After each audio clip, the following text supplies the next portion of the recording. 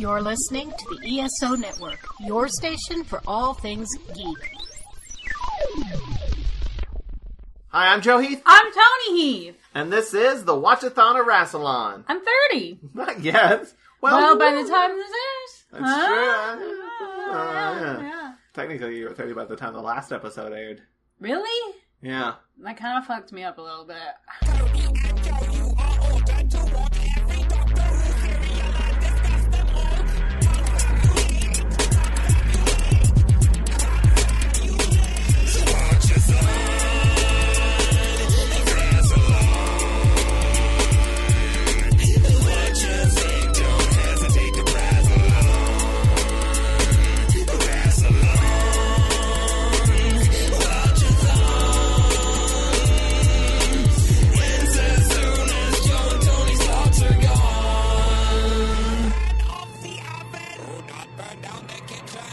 Today, we're going to be talking about the 5th serial of the 16th season of Doctor Who, The Power of Kroll! Don't say it with that much excitement. That's fair. Which consists of 4 episodes that aired from December 23rd, 1978 to January 13th, 1979. It took a whole year. That was a long time. A whole year. I mean...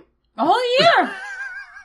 True facts! And I want to give a special shout out to Bisexual Brigadier for purchasing this serial for us and the entire season, the entire Key to Time season. Thanks, Bisexual Brigadier. You can follow her on Tumblr at bisexualbrigadier.tumblr.com.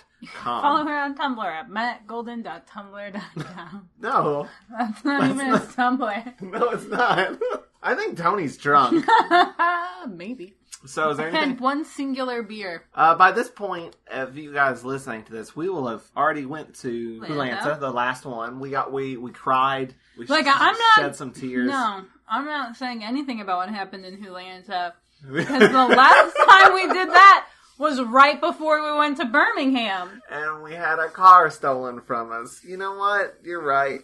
So, I don't know what happens in the future. Maybe we should say terrible things happened. I don't want to do that either. We did not win the lottery. That's your idea of a terrible thing? Nothing changes? Well, I mean, we say that, and then the opposite happens. I see. Anyway, I hope we had fun. Maybe we bumped into some listeners and said hello and hung out. Yeah, and then we all got waffles. That's what you do with friends. You get waffles? You go get waffles. Where did your friendship etiquette come from? Shrek? Yes. Technically, Donkey from Shrek. And in the morning, I'm making waffles.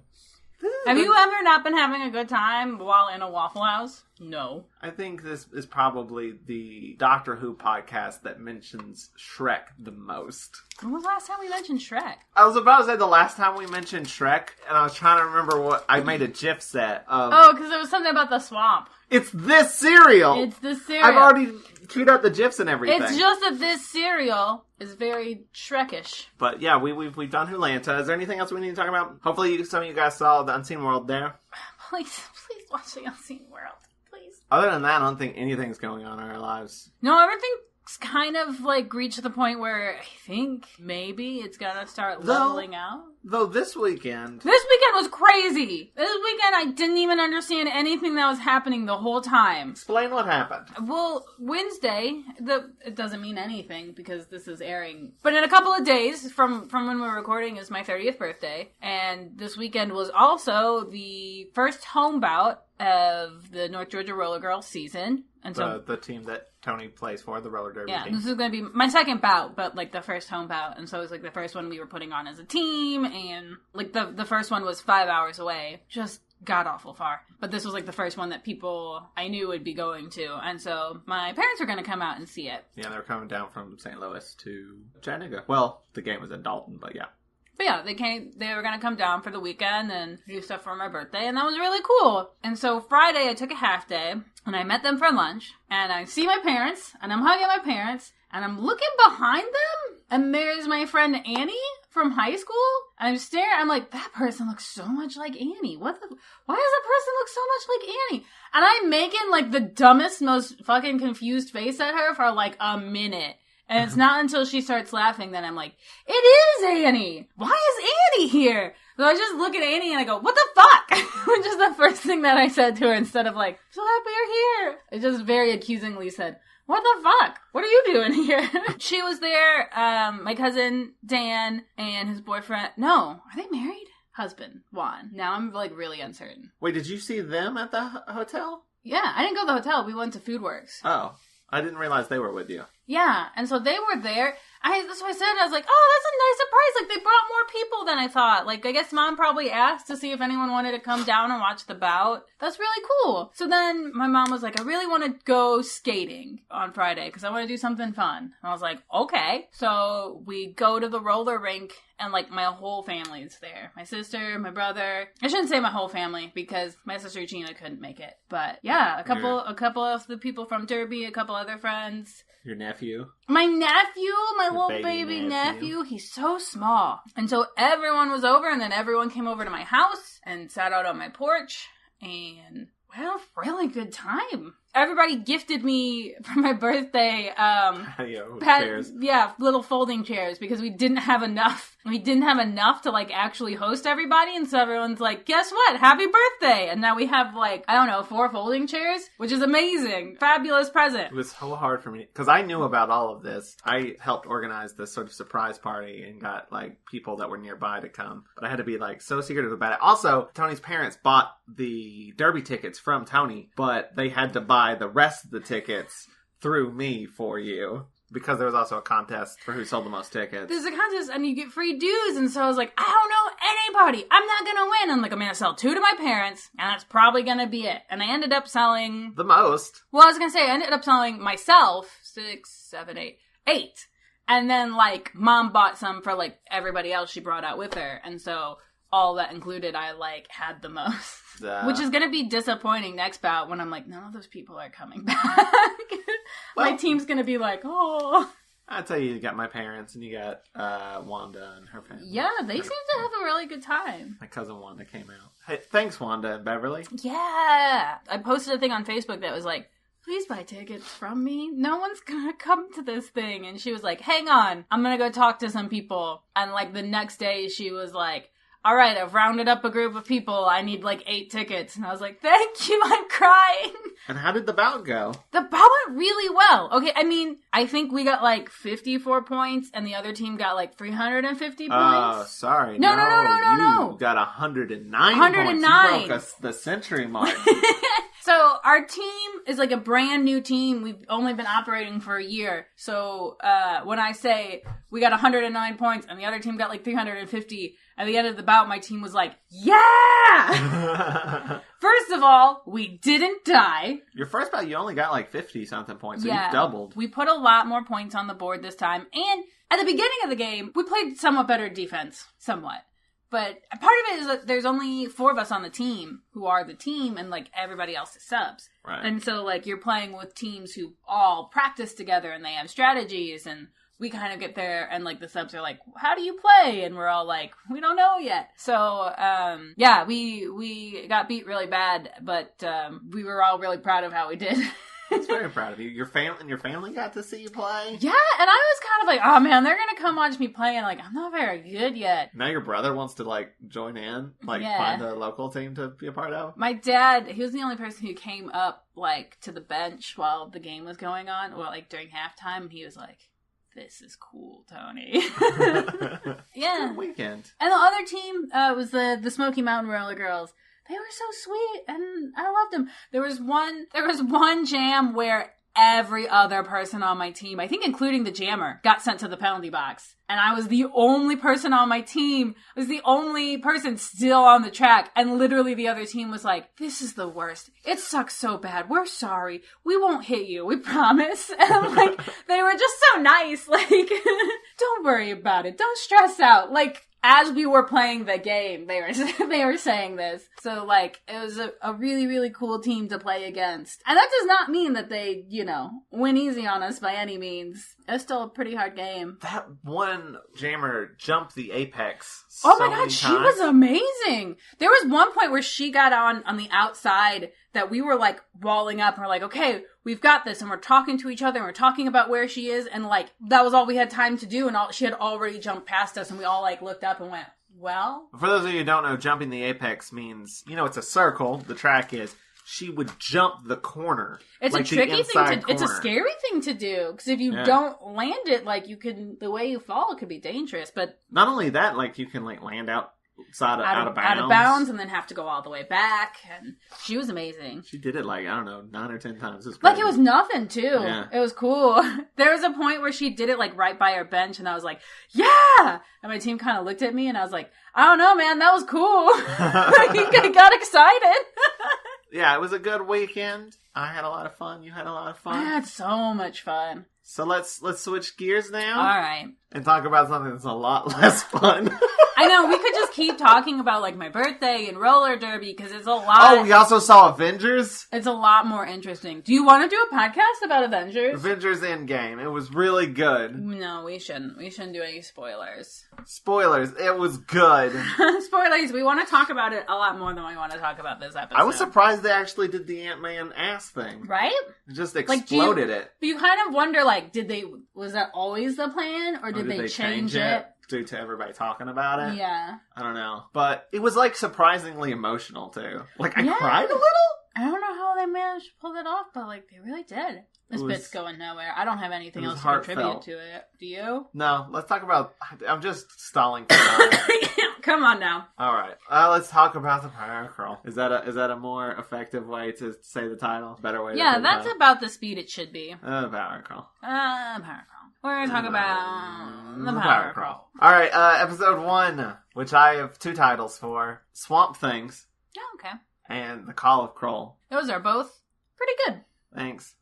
I didn't put a lot of effort into it. Much like the people making this cereal. Now listen. Yeah. We gotta be fair. No, we don't. We do. Okay. From what I've read of this, it seems very much like an episode that was put together last minute. Okay, yeah, let's talk about this for a second. It was a last minute replacement, written by Robert Holmes. Which we were so excited when we saw his name, and then, like, at the end of the 4 episodes, we were like, what happened? And then we looked it up, and... He was specifically told, cut way back on the humor. No humor. I mean, there's some humor, but, like, cut way back on it. And have the biggest villain Doctor Who has ever fought. And those were, like, his 2 requirements. And, like, he was like, it was a bad idea. And those 2 things were both bad. So, like, even Robert Holmes doesn't like this serial. There was an actor who was cast in this, or they were talking about casting him, and then they cast someone else instead. And then another character dropped out because they got sick. So they got that first actor to play him instead, this other character. And really? Yeah, and you can clearly tell he does not care. He does not want to be this character. Because it's not, like, as big of a part, and so he's just, like, grumpy the whole time. Not like he's playing a grumpy character, but, like, he's giving his lines kind of like this. He doesn't seem to care very much. He's just like, I'm just saying these lines. Whatever, I had a much better part. Yeah, so it had a lot going against. No K9 either, because of reasons. And that was actually another thing that kind of excited me, is that the guy who plays K9... Is in it. Is in it, yeah, as a not a human, but like an alien, a human type. Maybe he is human-ish. I don't know if they came from Earth. I don't know. Because there are the sons of Earth and all that shit, so... I think they were at some point. It might be from like Earth. Generations at this point, but... So that's who we see first. We meet these guys who work at... Oh god, they have names. Yeah, I wrote them down. Okay. Yeah, I only knew one of them. We meet 4 guys who work at a refinery. We have Thon, who is going to be our head bad guy. All right. He's the guy with the angular face and the sideburns. I think he's been on the show before, I'm not sure. We have Finner, who played Solon in Brain of Morbius. Finner is the guy that they cast. He's Philip Maddock, I think is his name. He's been on Doctor Who so many times, and every single time he's been great. He's been amazing. And this is the guy that's like, I don't want to be in this role. Like, he was Solon in Brain of Morbius. He was great in that. The guy that made the... he was the Frankenstein, basically. Yeah. He made the monster. He was in the War Games. He was the main bad guy in the War Games, who looked like Steve Jobs. He was in... I forget what other one he was in, but he was also in the Doctor Who, the second Dalek movie. He was the villain in the trench coat, who, like, was eating the scenery. It was great. He's great! He's not in this. Then we have Harg, who just has red hair and is also a red shirt. He's basically there to be the first one to go. We have Dugan, or Dugan. I'm not sure how you pronounce it. But that's played by... That's K9. That's K9. And we have Mitch, who is a green guy. He looks like asparagus.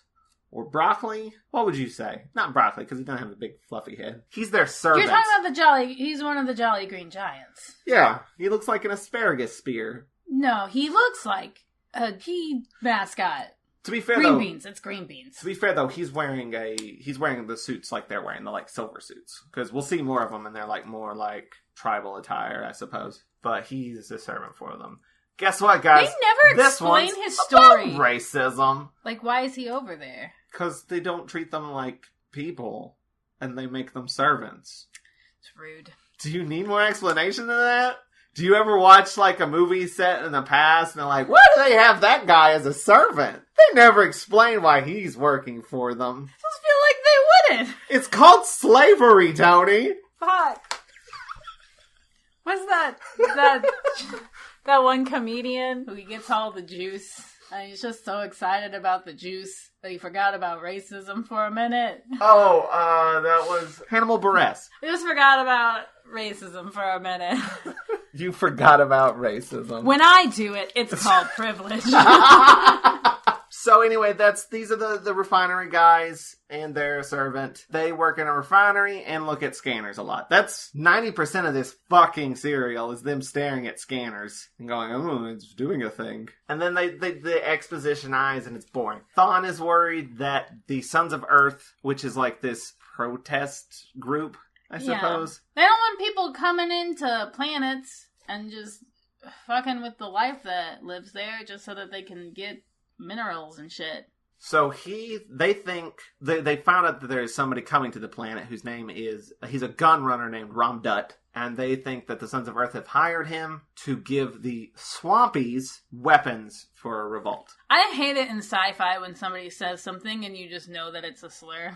Like, I don't need sci-fi slurs. I don't need them in my life. My biggest problem is I don't think they ever give a name for them other than Swampies. So I don't even know what to call them. That's pretty bad. And I feel awkward about it. There's even a bit where, like, later Thawne will call the Doctor a swampy lover, which makes me feel even more gross. Yeah. This one's about racism, you guys. The TARDIS lands in a swamp, and because of this, K9 cannot come along because he can't get out. Because he can't go in water. I missed that they said something about leaving K9 behind. I was like, shit, did they just leave him in that boat? They left him in that boat on Terra. He's just still on the planet Terra. Just spinning in that boat. Doctor? Master? Oh, no. But no, it's fine. There's a little bit of a good bit where the Doctor drops his hat on the ground and throws it to the ground a couple times to test the gravity. Gravity check. And then I believe Romana says something like, I think you have something wrong in the head. Something like that. Which is fair. The tracer's not getting a very good signal. She's going to go try and see if she can figure out what's going on with it. So she goes to look around. And then there's a swamp boat. And you were very excited about the swamp boat. No, I'm not.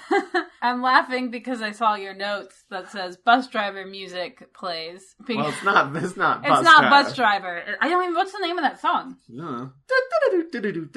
I was going to say, it's a song that is in imaginary places. I think it's, I want to say. It's a piece of classical music. Yeah. It has a name. I think it's Bach, maybe? I'm almost certain that's not right. Just because you said it and for no other reason. Here's the easiest way to do it. We're looking this shit up. It is Bach. Fuck you. Oh man, alright, I'll take it back. It is Badineri. What? Badineri. Orchestral Suite Number 2 in B minor. Alright. By J.S. Bach. Or as we know it, Imaginary Places by Bus Driver. It literally took my brain a minute to realize that it wasn't Bus Driver. But yeah, we hear that music and then we see that it is not score, it is diegetic. Oh, big word. Yeah. The Doctor has cut a reed out of the swamp grass and is playing a little bit of Bach. Yeah, he's playing it on, which his fingers and mouth blowing do not match up to the music. But it's fine. So we see two boats go out. We see the refinery boat people go out. They're looking for Ramdut. Then we see these other like canoe type boats that have swampies in it, and this guy who looks like he just escaped from Jurassic Park. He's got that like hunter hat. He looks like Crocodile Dundee or something. Romana gets grabbed by some swampies and taken to the boat with Ramdut. Meanwhile, the real one. I specified the real one, because later they think it's the doctor. Well, they think it's the doctor right now. Finner sees him, the doctor just standing up on this hill, and just shoots him. And he's like, got him! The doctor just goes right down. And they go over to get it, and then Thon's like, that's not Rom Dutt. He's like, what? But he has this hat you talked about. You specifically talked about this hat. The doctor's like, well, you got the hat, but you didn't get me. And he stands up. He's like, I'm fine, but I'm also not this Rom Dutt. I'm the doctor. But you did shoot my hat. And that makes me really angry. And then they take him away. So this is the Shrek part. Romana is being questioned. She's like had her hands tied up, and Rom Dutt's like questioning her and thinks she's spying on him or something, or with the refinery people. But he basically keeps asking, what are you doing in my swamp? That was awful, first of all. Second of all, you spit on my mouth. What are you doing in my swamp? What are you doing in my swamp? What are you doing in my swamp? What's happening? You know, that classic Shrek line. What are you doing in my swamp? Swamp. Are you okay? So, anyway. What are you doing in my swamp? Oh my god. Deaf in that ear now. Sorry. And she's like, I ain't doing shit in your swamp. I don't know what the fuck's going on. I just got here. And then they kiss and she turns into an ogre. He is like really like handsy with her, and it makes me uncomfortable. Same. Meanwhile, the doctor is also being questioned by the refinery people, and they say he is in the middle of a classified project. They've taken him to the refinery at this point. And the doctor is just like, oh, you mean you're doing this with that over there? I'm like, how did you even know? Proceeds to just drop a bunch of refinery knowledge on him. I'm like, this is the first of its kind. He's like, well, that's real basic. I've seen way better. He's in like, this galaxy, maybe it is. Yeah, and he's like, hey, why don't you put the reverberator in the carbon Why don't you rod hole? Reverse the polarity of the flux capacitor? You get twice the input or output. Both! I'm like, that's a great idea. Why didn't we ever think of that? He's a genius. It's like, no, I just read it from the script. So yes, Rom Dutt does indeed sell some guns to the Swampies. There's like a very long scene where they just discuss the paperwork. Because he's like, I need you to sign this paper. And they're like, why? Like, we don't do that. He's like, but I need it to show it to the other people. And they're like, you know, as proof. And they're like, why? Did they think you're a liar? They're like, oh, I get it. They don't trust you. He's like, no, it's just, this is how it works. Spoilers, though. He was not hired by Sons of Earth. We'll find out who he's hired by. Later. And they're like, okay, cool, thanks for the guns. We're also going to sacrifice Romana, because that's how we roll. They need to ensure that they'll have victory when they use the guns later. And their leader, Ranquin, decides that this is going to happen. Pretty sure he's been in Doctor Who before as well, but I don't remember as who, and it's not important. In the next scene, we go back to the refinery. I don't know what happens, but we learn that the dudes are hella racist, because they're like, there's 4 people here, and the doctor's like, 5. And they're like, oh, you counted Minch. He's like, he doesn't count? No. But we also noticed, Toni noticed something that I didn't notice. What's that? I don't remember. The doctor has duck pins. They're amazing! Oh my gosh! Okay, first of all, the Wikipedia, when we looked it up, said it was the first appearance, right? Mm-hmm. So they're coming back. Good. I'm very excited about the development of these duck pins. I mean, I don't know if they come back or not. I was agreeing with you. Oh. No, I was trying to remember. I feel like you looked it up on Wikipedia and you're like, this is the first appearance. First appearance to me means I get to see these duck pins again. They're great. I knew about Six's kittens pins. I didn't know about the duck pins. And I feel like this has been kept from me. How dare you? I feel like these duck pins should be a much bigger deal. Well, I'm going to start the 4th Doctor duck pin fandom. You said there's kitten pins? Yeah. So what animal pin should 13 have in the next season? What animal pin? Alpaca! That would be cute. I feel like, yeah, like something like an ostrich. Penguin. No, not a penguin. Spider monkeys. It's just spiders. It's just squirrels. I like squirrels, yeah. Write in to the Watch-A-Thon of Rassilon and tell us what animal you think the 13th Doctor should have as a pin. Dolphins! Ooh. I laughed and then I went, ooh. But why? You know what? Maybe I shouldn't have had so much to drink before we recorded this podcast. I'm like zoning. I was like, this will get me through this slog, but it's really just making me want to sleep. What happens next? The green guys perform a ritual chant, which is just stomp, stomp, stomp, Kroll, stomp, stomp, stomp, For Kroll, like an stomp, hour. Stomp, stomp, Kroll. Like They this like is the cut most back and forth padded between other too. scenes, and they're still just stomping. And I'm like, are you gonna kill her or what? And then there's a bit where If because you're they tied gonna her kill up her, behind. just do it. They've tied her up behind this like King Kong gate. They keep chanting and they're not doing anything. There is a bit where they do get faster, or instead of stomp, stomp, stomp, Kroll, it's like stomp, Kroll, stomp, Kroll, stomp, Kroll, Kroll, Kroll, Kroll, Kroll. There's also like a weird flame burst that shoots up in the sky, and they're like, oh, that's the refinery doing the thing. Oh, I hate that. Anyway, it won't become important until the very last episode, and also tacks on an unnecessary ending. But it's set up here, and I don't know what it's about. I think it's like venting something. I don't remember. I don't either. Anyway, they're summoning Kroll. The doctor hears the Kroll call from the refinery. Thon, the leader of the refinery guys, wants to take out the green guys and says, we can do it legally because they'll have guns. And So they'll we be can like, just hey, claim self-defense. even if it's not. Hmm. And then the doctor sneaks out. Romana is not impressed with the ritual because it's A, taking forever, and B, is boring. She's also like, is this religious mumbo-jumbo bullshit? And then Kroll arrives and starts snapping at her face. Clamp, clamp, clamp, clamp, clamp, clamp. And that's the cliffhanger, is the clamps in the face. It's the end of episode 1. We are now into episode 2, which I have called The Book of Kroll. Is that a reference? There's a book in it of Kroll. Do you not remember it? I do. I didn't know if it was like a double meaning or a reference or a pun. No. It being just the one thing seems kind of lazy. It's a play on the book of Job. Is it? It's a play on the book of Job. I couldn't think of another book of the Bible. Is there Any of them? Is there any that rhymes with Kroll? I'll just let you go through all the books of the Bible. Genesis, Exodus, Leviticus, Numbers, Deuteronomy, Joshua, Judges, Ruth, 1st and 2nd Samuel, 1st and 2nd Kings, Are these all in order? Ezra, Nehemiah, Esther, Job. I think it's in order. I used to know them all in order, and I've How many since books forgotten. of the Bible are there? I don't know, 365. No, that's... All right. There's at least 9. Let's focus up here. All right, Matthew, Mark, No. Luke, John, Paul, Ringo. Focus up. Okay, guess what? It's not Kroll. It's one of the green guys in a hat. A mushroom hat.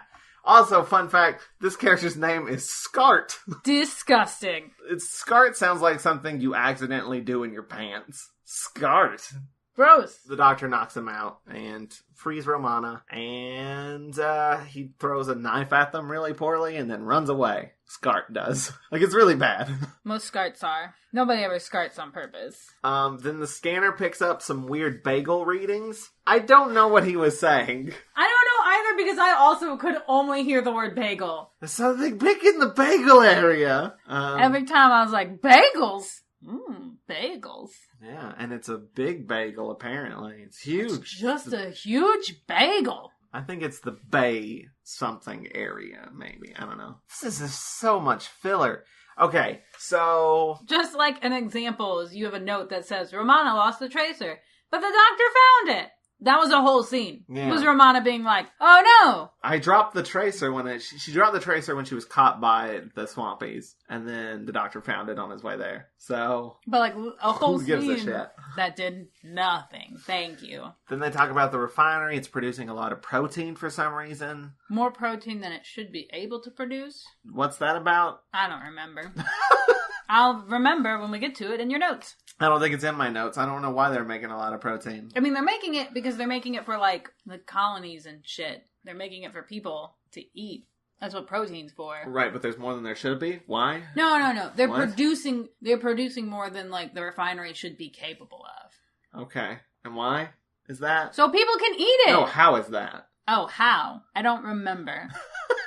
Has something to do with Kroll? something. Okay. Yeah, it does have something to do with Kroll. I don't remember why. There's going to be somebody on YouTube who's going to leave a comment on this and be like, well, the reason is... And I will say thank you when that happens. Or be like, yeah, I still don't really care. This is a bad cereal. Let's just stop. I'm done. Come on now. All right. We do this podcast. This is an episode of Doctor Who. We said we would watch every episode of Doctor Who. This is one of those episodes. Okay. You gotta get through this. Come on now. This is the way you were with that one that didn't have the Doctor in it. That prequel to the Dalek Master Plan. Well, yeah, because Mission to the Unknown. That wasn't really a whole serial. It was an episode. We should have done it with... Well, that wouldn't have made sense because it came before it. There was that one, then there was a whole other serial, then the Dalek's Master Plan. Well... We're going in order. That's also our mission statement. Whose fault is that? Verity Lambert. Okay, so Romana tells the Doctor that the green guys have guns, and the Doctor wonders who's paying for them. I mean, we've gotten all this in other... We already know. This is not new information. This is not new information. And they find an underground passage, and Romana says she hates underground passages. Which is fair. And the Doctor says, me too, which is bullshit. He fucking loves underground passages. Robert Holmes. Get your shit together. Then the refinery guys realize that the Doctor is missing and that they're like, maybe he's connected to the bagel problem. Maybe he's gone and eaten all of our bagels. That's the protein that they're producing is just so many bagels. Are bagels a good source of protein? No, they don't have any protein in them. That's the problem. They're meat bagels. Ugh. Meat bagels. And they're like, yeah, he probably is. And that's when they call him a swampy lover. So they are suspicious of the Doctor. Here's the thing I don't like about this serial. There are literally 0 characters who are sympathetic. I don't care about a single fucking character in this thing. I mean, the Doctor and Romana I like. But everybody else, the refinery guys are all dicks. Even the one who's not a dick's not great. All of the green guys are dicks, trying to kill him. Like, who are you supposed to root for? I think you're supposed to root for the green guys, the Jolly Green Giants. Why? They just tried to kill Romana, and they're going to keep trying to kill him. Well, they just bought guns. Because, the other people are invaders, and they just live there. Yeah, the Doctor and Romana aren't. I don't know. I don't care for anybody in this serial. They're all dicks. Very grumpy. I don't like this one. So... they crawl into this underground passage and they come back up. We don't actually see them in the passage. But conveniently, the Doctor finds the giant holy book. That was just chilling out in the underground passage, I guess. It's got some rad-ass illustrations of a giant squid creature. Apparently, Kroll has appeared 3 times before. It's a cycle thing. He sleeps and then he wakes and he... For centuries or thousands of years or something like some real big amount of time. Apparently, he's huge. He ate one of the priests at one point. And he's like, anyway, that's some exposition about Kroll, and drops the book back into the hole. That's what that scene was about. A lot of that just happens. It's like, let's just take this scene to just explain some exposition and then move on. There's a lot of, easy shortcuts, too. That was an easy shortcut. We found a random book, read from it, went, okay, and moved on. And there'll be more of those, and then it's fixed. Move on. How much time did they give him to write this? I don't know. Not enough. Not enough. There's a whole thing about Scart's going to put some blood on the sacrificial stone to keep up appearances. Because Romana got away. Yeah, and they're like, just throw some blood on it and they'll assume that the sacrifice went as planned. It's the second serial this season that's about bloodstones and stones of blood. The refinery guys show up. One of the green guys tries to shoot him, but his gun backfires because the guns are kind of shitty. All the guns are shitty. And it kills him instead. I totally misread this thing because it was edited poorly. There's actually a handful of things that are edited really poorly that I was like, I'm not sure what happened there. And then I was reading the Wikipedia and I was like, oh, okay. What did you think happened? I thought one of the refinery guys shot him back or something. I don't know. It was weirdly cut. He shot, and then it did a close-up of his face going, ah! And then back to the wide shot, and it was, confusing. They do that a couple of times in this serial, where they just cut to close-ups of things that they didn't need to cut to close-ups of. And then Kroll grabs Mitch. A giant tentacle arm wraps around, because Mitch, the servant, the green servant guy, was grabbing one of the boats, and a tentacle wraps around him and pulls him under the water. And we see Kroll, and he's fucking huge. Kroll is without a doubt the best fucking part of this entire serial. He is amazing. He's just this big floating eyeball brain thing with tentacles. What is it? Is it like a puppet sort of deal? Yeah, I think it's stop motion or something. Every time they show it, they've clearly done like a split screen where it's like the grass or the sea or the horizon, and he's rising up above the horizon, or he's rising up over a wall. It's always a very straight cut. In fact, there's a bit where the green guys run up, and one of their tops of their head is cut off because they've not gone to the right spot. Without a doubt, looks cool. Yeah, the best part of. Like, the highlight of the serial is the design of this creature. So, hey, he met one of his directives. Well, he meant both of them. He made it not funny. That's true. It's just that it being good wasn't one of the requirements. It being at all fun or enjoyable to watch wasn't necessary. There's a couple of things that are okay in this, but for the most part, it is shit. So the Doctor and Romana get grabbed by the green guys, and they're like, you fucked up our ritual, and we're going to execute you for that. They're going to execute Ram Dutt for the faulty weapons as well. They're going to get one of the 7 death rituals. This is actually my favorite scene, because it's almost like a joke. What's the name of the green guy who's kind of like sympathetic towards them? Does he get a name? Know. I don't really know. Well, there's one who's kind of like, I tried, there's 7 death rituals, and I'm going to advocate for you guys and try to get you one of the easier deaths. And they're like, okay, great, thanks. They end up getting number 7, which is the worst worst one. He's like, the first one is just, we drop you in a hole and drop rocks on you. I tried to tell him that you guys deserve just the first one. It's the quickest. And they're like, oh, thank you. Like, genuinely, like, thanks. I do like, though, that they say, what's the first ritual? And he's like, you get put in a pit and they drop rocks on you. His delivery of that is, like, amazing. There's also a bit where, like, Romana's like, 7 death rituals? What do you think they are? And the Doctor, like, lists off, like, he, like, lists 3 things, and one of them is ridiculous, and then there's a pause, and she goes, that's only 3. So, Thon, meanwhile, has, like, we gotta blow up this giant Kroll thing, where Finnar's like, we should poison it instead, because we don't know if bombs will work or whatever. And Thon's like, no, we're gonna blow it up. There's a whole big debate about this for, like, ever, about how they're gonna take out Kroll. And Thon's always just like, blow it up, blow it up, blow it up. And then Harg, the red shirt refinery guy's like, I'm gonna go check the pipes. And then a tentacle bursts through and grabs him. And he dies. And thus fulfilling his only purpose in the script. Okay. It's really cool, though, like, him getting pulled through the pipe. Like, you see him go, ah! And then his little feet just go, whoop, through the pipe. And I'm like, oh, nice. It's definitely effective. It's definitely an effective scene. But it's a character I don't care about dying, and that's the cliffhanger. Well, that's the end of episode 2. We're now into episode 3, which I've called The Storm of Kroll. Also, not only were these scripts humorless and rushed, I think they were also short. Yeah. These episodes have the longest recaps. Like, I think it's like a minute, at least like a solid 1.5 to 2 minutes of recap footage at the beginning of this episode and the next one. Because the scripts were just really short. But we see the Doctor and Romana and Ram Dutt, which is actually not a bad name, Ram Dutt, are tied with vines to these pallets. And this is the slowest ritual. And the Doctor complains about a window up above him. He's like, this is a terribly designed window. He's babbling about architecture for like 20 minutes and about how that window shouldn't be there. They should have fired he said the decorator. The architect is the one who should be getting the final death treatment. And I read something on the Wikipedia. I was like, this was ironic considering the person who designed this set got criticized for how shitty the set looked and was never used again. Like, he was basically fired because of this terrible set. Because of the set? Yeah. Was the set terrible? Do you remember it? No.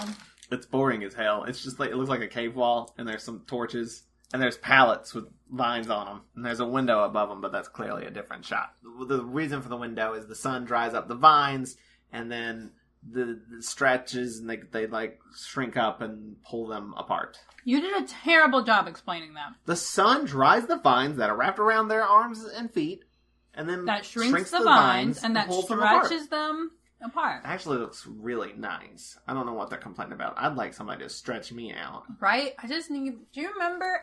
I'm not around any small children anymore, but they're the right size to, like, walk on your back. I say that as, like, formally being the small child who walked on my mom's back. I don't know if I ever walked on my parents' back. That's weird. And pops are really good. I don't know what to tell you. When you're, like, probably, like, 4 or 5, you're, like, just the right weight. Your mom walked on your back when you were 5? No, I walked on her back. Oh. I was about to say, that's abuse. Let's cut all this out. Never mind. So the green guys are like, they leave because this is unpleasant to watch. They're not savages. And the doctor's like, it's even more unpleasant to experience. But the doctor's like, hey, come here though. Come here, Rankin, before you leave. Tell me, what's the power of Kroll? And he's like, you can see the future? And that doesn't go anywhere. Or make any sense. But then we find out, like, he's like, anyway, I'm going to leave you guys. And the doctor's like, damn it, his eyes were too narrow. And they're like, what? And he's like, I was trying to hypnotize him. And it failed because he's got some narrow eyes. That feels messed up. That feels racist, right? Ramdut says that Thon paid for the guns, not the Sons of Earth. It was Thon. He paid just for him. Needed an excuse to be able to annihilate them, basically. Yeah, and he was going to blame the Sons of Earth for it. No, Take there out is 2 birds with 1 stone. that we haven't really mentioned, which is because it's not super important. The planet; these are not native people to this planet. They actually got moved to this planet from another one because this is actually a moon, I think. That's right. They got moved to the moon of the planet they were on because the planet they were on had some resources, and so like everybody came in, took over the planet, and they basically moved them to this reservation moon.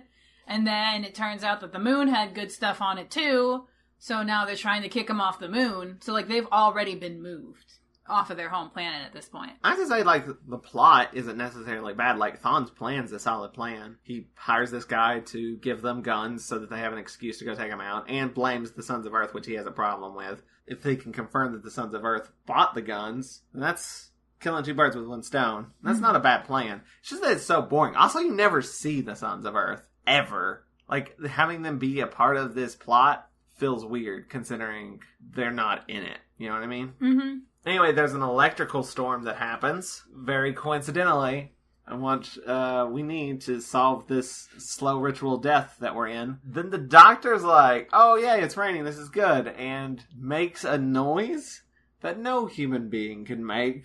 He just goes, oh! And then they're like, what the fuck are you doing? He's like, oh man, I should do it a pitch higher. Oh! But it's clearly like done in post. It's like some electronic noise. But he shatters the window. And then it rains on them and then wets the vines and then they can take them off. Problem solved. I guess. What would they have done if there had been no storm? Died. They're just like up onto their vine arms. There's a good joke where they get loose and then Romana's like, my nose itched the entire time I was down there, and now that we're free, gone. What does she say? She's like, it's just a perfect example of how it was totally psychosomatic. It was just anxiety of being about to die. So the doctor and Romana and Ramdut jump through some swamp, followed by the green guys. And then Ramdut gets grabbed by Kroll's tentacles. And the doctor and Romana are just like, oh, sad. Anyway, let's go. The doctor's also, I believe, at this point deduced that Kroll operates on vibration. Like, it tracks vibration. That's how it hunts. But there's a really dumb line here where the doctor's like, vegetarian, of course. But over the years, it's decided to just fucking eat people? Because that's how it works. I guess. Protein. And then the doctor and Romana take a boat, and Kroll appears on the horizon, and everyone freaks out. Cliffhanger is the end of episode 3. Like, did you see how fast we got through that episode? Because fucking nothing happened. We are now into episode 4, which I've called Make Some Noise. Okay. They wait it out. They sit in the boat being very still. And then the Tyrannosaurus Rex just walks on past them. This is the second Jurassic Park reference I've made. Never seen those movies. You've seen the first one. I've never seen those movies. We watched it in the theater together. Was it good? Did I like it? You were like, oh, this is good. I see why people like it. That sounds like me.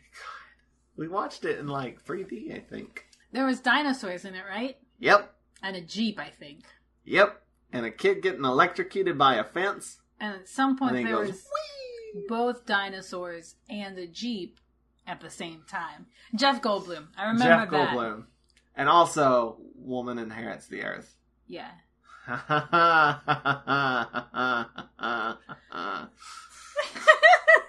Okay. What are we doing? We're talking about Jurassic Park. Come on. Kroll attacks the green guy's settlement, which confuses them, because they thought Kroll was their bud. Kroll's supposed to be like their god and shit. And then Thon Your is... god's not supposed to fuck up your whole entire shit. But he does. Sometimes it's like that. Ranquin keeps, like, coming up with bullshit reasons, and, like, is just resolute in his faith. Thon continues to, like, I'm gonna blow up Kroll and the settlement. Maybe ourselves. I think this is tied in with the flame burst thing from earlier. It's some sort of orbit thing that he redirects. I don't entirely understand it, but he's like redirecting I could it. probably explain it to you if I cared enough to have listened to the first place. Right. He's redirecting some energy to blow up Kroll. That's the gist of it. The Doctor and Romana get to the refinery. Finner and... I'm just going to call him K9 because I don't know how to pronounce his name. Not K9. That's what I'll call him. Not K9. Finner and Not K9 try to stop Thon, but Thon knocks out Not K9. Knocks out? I thought he shot him. He hits him over the head first. Oh, okay. He's like, you will not stop me. Well, now, Not K9 is the one who kind of has, like, the little monologue-y bit about, like, the sons of Earth are right, all life comes from Earth, and all life is important, and I was kind of like, you haven't given a shit this whole time. Yeah, exactly. Not one time. And I was kind of like, is he going to be like, I am from the sons of Earth, and I've been here this whole time? No. Well, that's actually something Thon says, is like, you are from the sons of Earth, and like knocks him out, even though he's not. He just has an opinion he never said out loud before. Honestly, though, fair, me too. Yeah, I keep my If I just politics to stood myself up at work work and started talking about my politics, everyone would be like, what the fuck? So, Man, you know what? I've come close to saying some things recently, but that's neither here nor we there. do not have time to get into all that. They think that the Kroll is somehow doing something with the Doctor, so they're following the Doctor to the refinery. The green guys. The Doctor goes into the silo to stop something. The thing that's going to fire and destroy everything. Then K9 crawls across the floor. Not K9, rather. Crawls across the floor, hits a button to stop it. It's just a big, Big red panic button. Yeah. And then that's when he gets shot in the back. And we're supposed to go, oh no! But we don't, because we don't care about this character, because we don't really know him. The only thing they've done is sat and read a scanner. And it doesn't even work. The countdown keeps going on. But it's okay. The Doctor hits it with a hammer. Literally. He hits a box with a hammer, and it stops it. And He's then like, it's over. like, I fixed it. And then he fucking falls off the ladder. And then Kroll sinks away. This is actually a scene that I kind of liked. He's kind of underplaying this scene, but in a way that actually works, I think. Philip Maddock. Finner is like, I'm going to report you for murder. Like, he's like very understatedly pissed off. Yeah, this is kind of nice. He's like, you straight up murdered him. Like, he's like, well, he was probably with the Sons of Earth. And he's like, you don't kill someone for something you think. You had no proof. Once this is all over, I am reporting you for murder. And he's like, just low-key, really angry. And I was like, this is the only scene that I'm like, you're actually doing something dramatic here. But Romana wakes up the Doctor, who's been out for a little while, and he's like, oh, well, we gotta get out of here. It's gonna look bad that if we're in here in the silo and they catch us here, they're gonna put 2 and 2 together. And they open the door, and like, Thon is there with a gun. He's like, oh, that look on your face. You're putting 2 and 2 together. That was funny. See, that's the thing. The best parts of this serial are like the 1 or 2 jokes. I mean, that and The design Kroll. of Kroll. Yeah, those are like the highlights of the serial. So the fact that it was, there was a directive that was like, hey, keep all the humor out. The only bits that work is the funny bits. The funny parts. Those are the only bits that work. So it's such a bad choice. So the green guys get in the refinery. One of them questions, I think it's Scar, questions their religion. And Ranquin is just like, nah, believe. Faith is good. Yeah. The rest of the green guys are kind of like, I don't know. And then they charge in and Thon gets a fucking spear through the chest and dies. He's taken care of really abruptly. Like, if you had blinked, you would have missed his death scene. That's how quick it happened. I did. He's just like, I don't know. Whoa! And there's like a spear through his chest and he falls down. And then the green guys rush the control room. But then Kroll hugs the refinery. Which, can we talk about that for a second? What? the refinery. Oh, God. The establishing shot of the refinery? Yeah, it took me a long time to realize that's what it was. They kept cutting to this shot, and I was like, what is that? It's like a tiny little thing in the water. Yeah, and I'm like, I know it's supposed to be an establishing shot, I think. And plus, it's like a model, so you're also like... Well, I thought it was like a piece of equipment. Yes. Like a singular piece. And it doesn't look like anything, right? So there's nothing to tell you like, oh, that's a building. It's like some shit in the water. And you're like, what is that? I don't know. I've never seen any refineries, so maybe it looks like something. Maybe. I don't know. But to me, it just looked like a pile of stuff over the water. And so, and it's a model, so it's also really small. So you're like, yeah, is it There's some nothing equipment? for scale either, so. Yeah. I just had and they would cut to the shot periodically, and I was like, what is that? And I think it wasn't until, like, literally the last episode of the serial that Joe was like, that's the exterior of the refinery. And I was like, oh, you're right, it is. So we had no idea what that shot was supposed to be accomplishing at all. Literally nothing, just establishing the location. Yeah. But yeah, Kroll like climbs up on top of it, and I was like, yeah, see, now here's some scale. We know Kroll is huge, so... Now we understand what this is supposed to be. And then Rankin starts praying to Kroll. Romana wanders off, almost gets hit by a tentacle. And then the doctor tells Fenner to make some noise, like I said. And that will disorient Kroll because it's like all vibrations and stuff. So they put out all the alarms and stuff. Kroll's like, oh, this song sucks. And then sinks back into the water. And Rankin's like, nailed it, prayer works. But then he finds a tentacle inside that pipe, the one that killed Harg. And he goes and talks to it. And he's like, hey, will you kill these... Well, he has a racial slur for them as well. Dry feet. Yeah, he's like, will you kill these dry feet? Or dry foots? I don't know. Either way, he's like, kill them. And I love you, Kroll. If you love me, you will kill these people. And then the tentacle grabs him and rips him through the pipe. Kills Rankin. Because Kroll is just a meanie. Well, yeah, he's so huge. Like, to them, they're like ants. To Kroll, they're like ants. They're very small. They're like snacks. Yeah, he's not They're like shrimp. Kroll's not actually a god or like super intelligent or anything. He's just a creature. Not really. Not really. Well, yeah. Kroll, there's definitely something that is special about Kroll. Yeah, that's true. The doctor goes to face Kroll. Kroll, like, it's wrapped back around the thing again. Kroll knocks the tracer out of the doctor's hands and grabs the doctor. The doctor's reaching out for the tracer, and then he jams it into Kroll. Kroll goes zzz, zzz, zzz. There's like, I don't know, special effects all around him. And he disappears, and the doctor sits up, and he's got a key piece on the tracer. That's what was special about Kroll. Kroll was not the piece, though.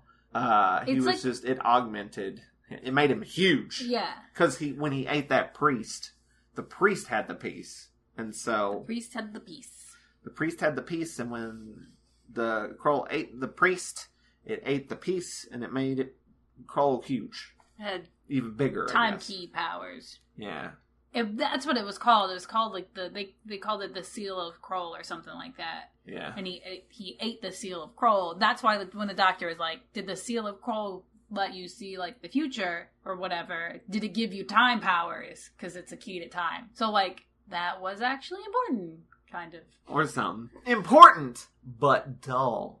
But you would think that this is the end. There's Romana adorably wraps the doctor back up in his scarf. He comes in and she swings it around him. It's real cute. And then we're like, oh, the refinery's still going to explode. The countdown's still going on.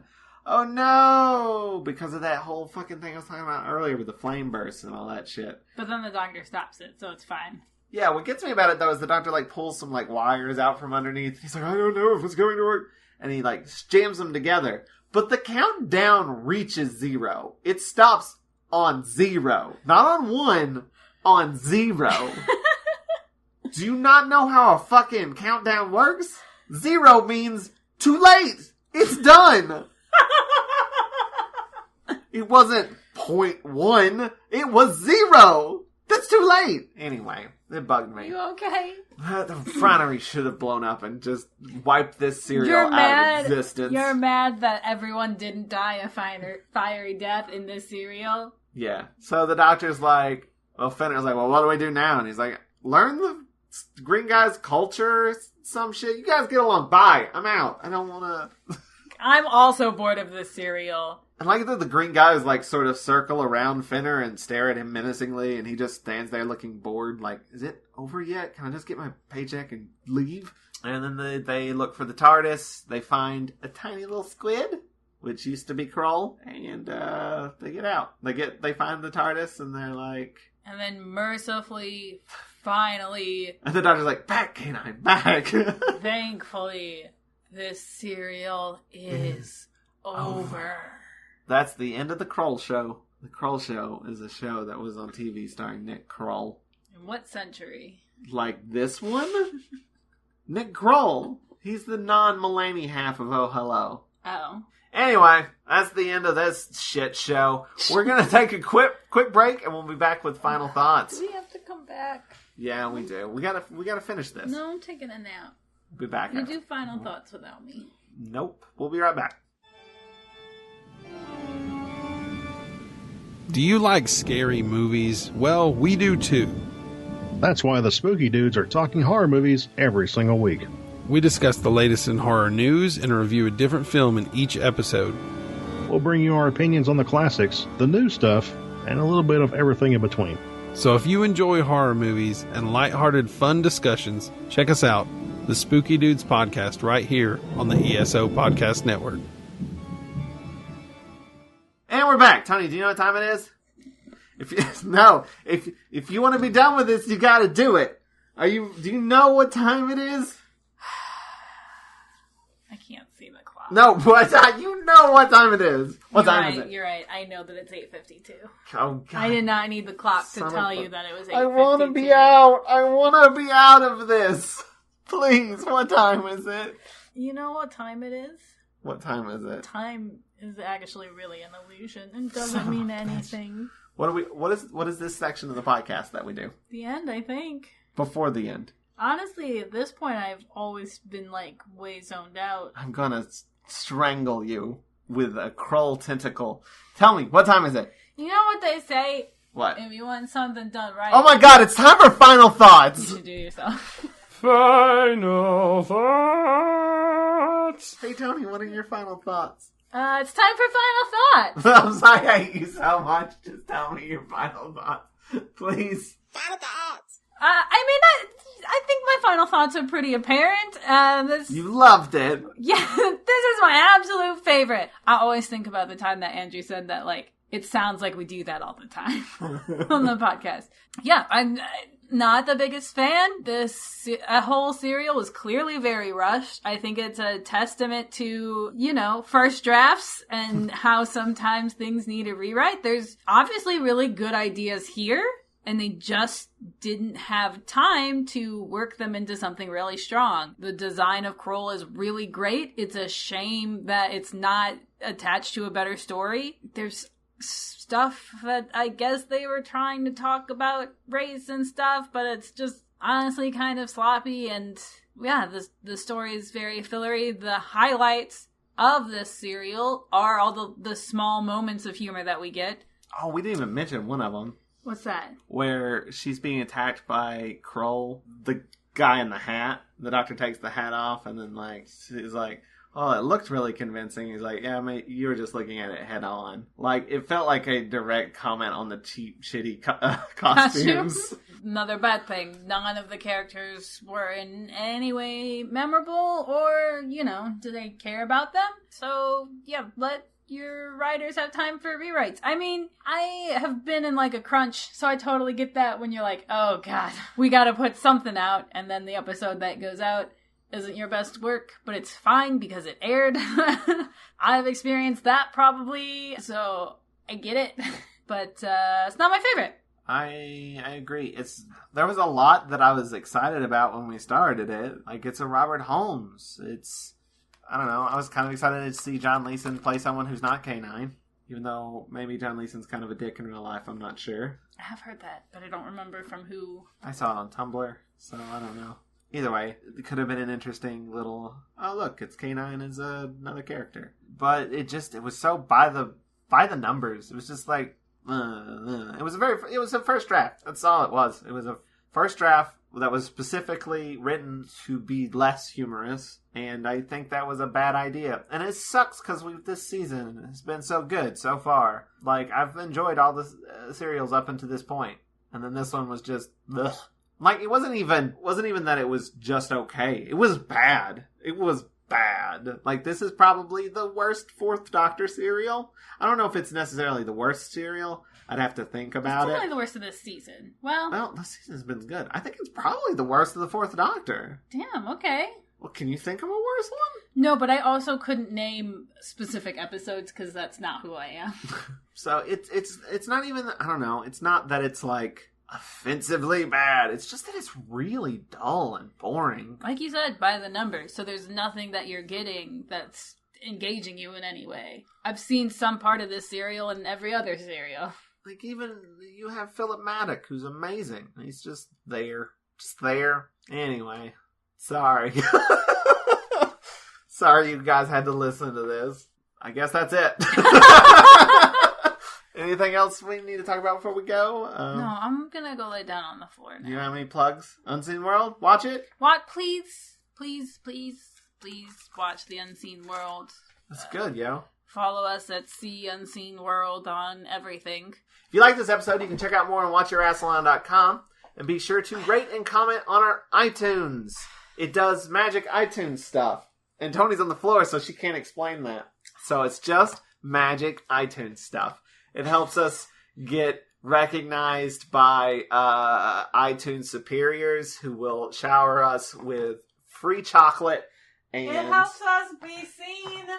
The more reviews we get on iTunes, the more other people see us when they search on iTunes for podcasts to watch. And iTunes is like, hey. To watch? iTunes is like, hey, here's one. It also gives us the ability to have you guys actually watch the podcast. Patrons can have that ability. Yeah, let's talk about that. If you'd like to help us out even more, you can go to watchyourassalon.com/support, and there you will find a link to our Patreon page, which you can get to just by going to patreon.com/watchathon. There you can donate a monthly amount to get all kinds of rewards like day early episodes, uncut video the podcast records, live streams where we watch the episodes with you guys. We also have, if you are a Patreon patron at any level, you get access to our Discord server. Where we talk about random shit we watch on TV. And cute animals. And you can do all that on our Patreon. Also, on our support page is a link to our Amazon wish list, where you can sponsor an episode of the podcast by purchasing the corresponding serial on DVD for us. We'll mention you in the podcast and put your name on our Friends of Rassilon page. Speaking of, special thanks again to Bisexual Brigadier for sponsoring this episode.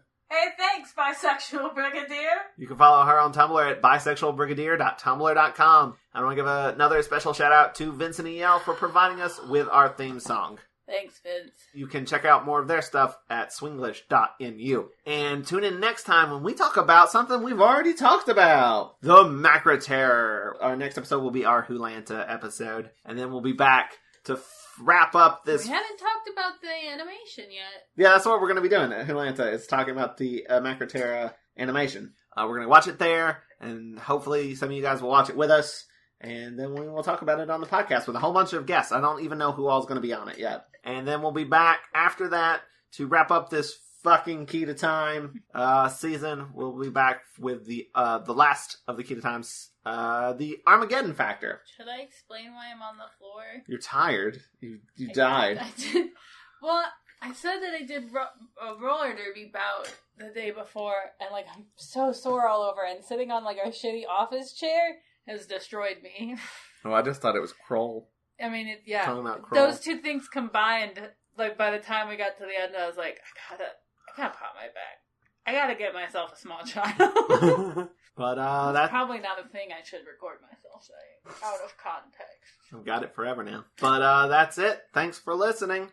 Keep calm and wrestle on. Or else. Goodbye, and she loves you. I feel weird if you don't say it. Goodbye, and I love you. But only you. Kroll! I'll try pitch higher. What?